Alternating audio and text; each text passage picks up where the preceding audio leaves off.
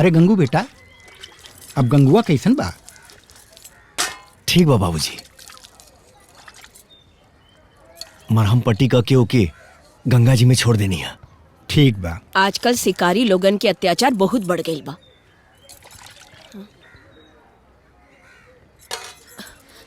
ए गंगू बेटा, ई तोहरे गले में लाकट कैसन बा?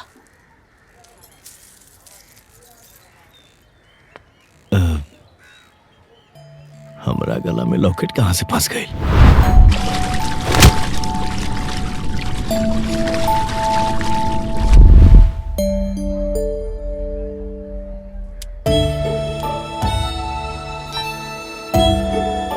माई देखना, ई लॉकेट में एगो लड़की के फोटो। अरे पर ये लड़की है कौन? नहीं के पता। अरे यार गंगू, अभी तक तू तैयार ना भइले? यार साल भर के बाद गांव में बिजली के नाच आ रहल बा। यार लागत है कि तहरा चक्कर में नाचो छूट जाई। अच्छा, रात में तोरा के बिजली के नाच याद बा, लेकिन दिन में केवट बाबा के पूजा नहीं खे याद। बदमाश कहीं के। देखना ई लॉकेट। अरे यार गंगू, ये तो सोने को बुझात बा, लागत बा बहुत महंगा हो। अरे चैन वैन के बाद छोड़ा सन। ए भैया चला ना, बिजली के नाच आयल बा, चला ना देखे। तो के चला सा हम आवत है। ठीक बा गंगू, चलो सर। ठीक चला तानी।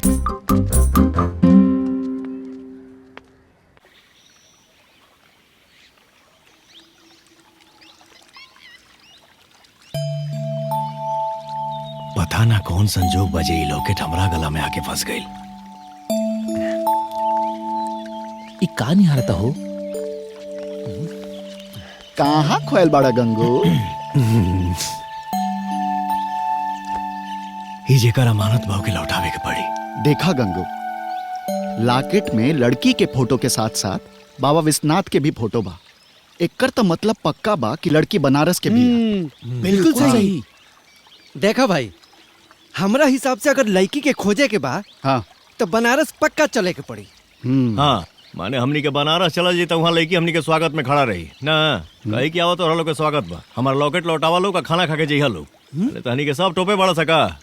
इतना बड़ा बनारस में इतना आसान बा एगो लड़की के खोजल? आसान तो नहीं खे गंगू, लेकिन खोजे के तो बा ना।